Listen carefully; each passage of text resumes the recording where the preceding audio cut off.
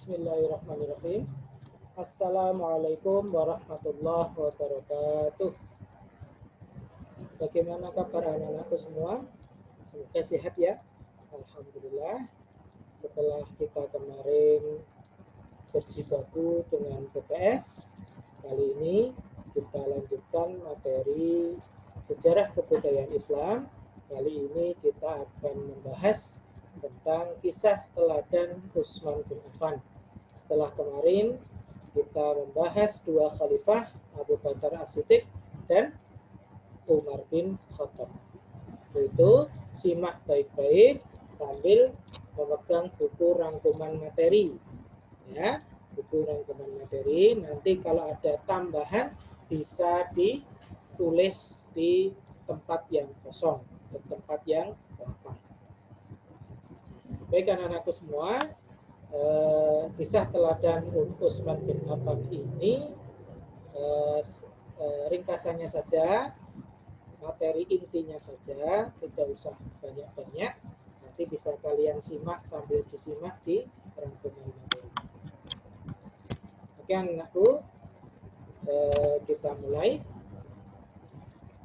Kisah teladan Utsman bin Affan radhiyallahu anhu.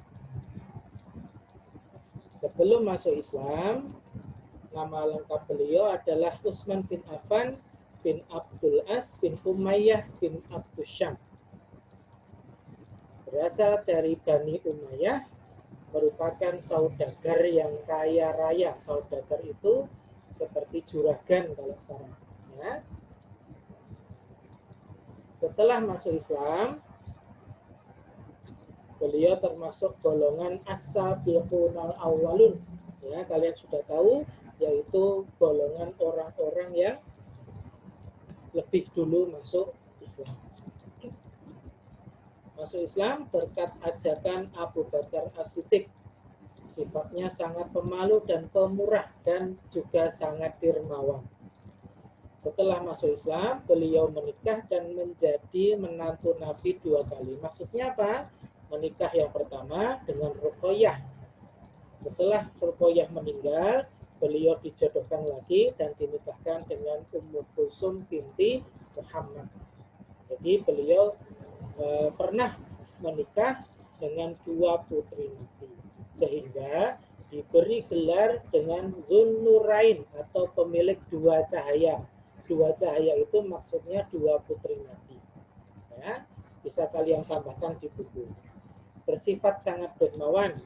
Di perang Tabuk, beliau menyumbangkan 950 unta, 50 ekor kuda, dan 1000 dinar. Masa pemerintahan sebagai khalifah ditunjuk menjadi khalifah yang ketiga, menggantikan Umar bin Khattab yang meninggal karena dibunuh pada tahun 644 Masehi. Menjadi khalifah pada usia 70 tahun. Pemerintah selama 12 tahun, 6 tahun pertama merupakan periode keberhasilan dan kejayaan.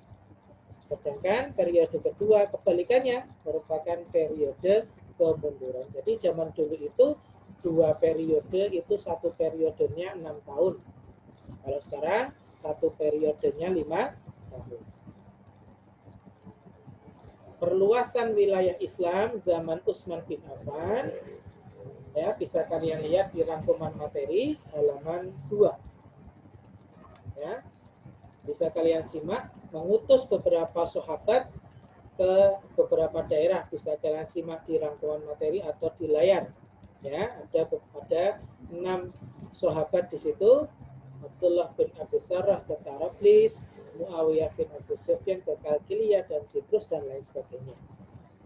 Oke. Nah, kebijakan Khalifah Utsman selama menjabat sebagai khalifah, yang pertama, berinisiatif membukukan Al-Quran dari lembaran-lembaran yang pernah dikumpulkan pada zaman Khalifah Umar bin Khattab.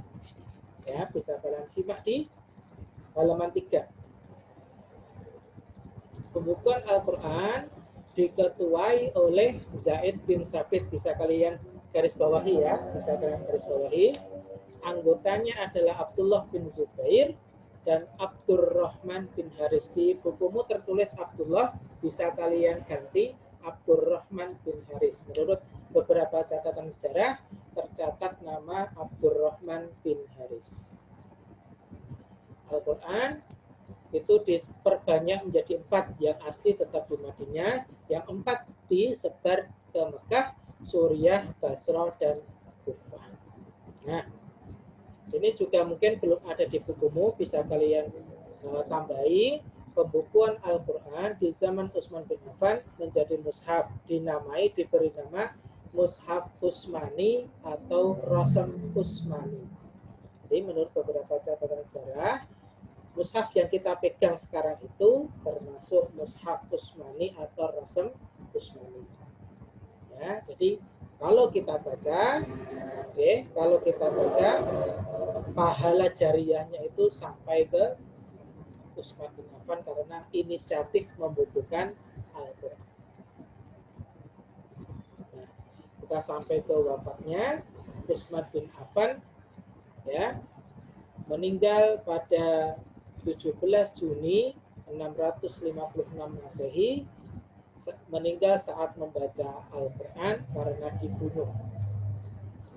Meninggal pada usia 82 tahun. Ya, jadi beliau diangkat menjadi khalifah usia 70 tahun, memerintah selama 12 tahun, jadi 70 ditambah 12, meninggal pada usia 82 tahun. Ya. Akibat terbunuhnya Utsman bisa kalian simak di rangkuman materi. Ya.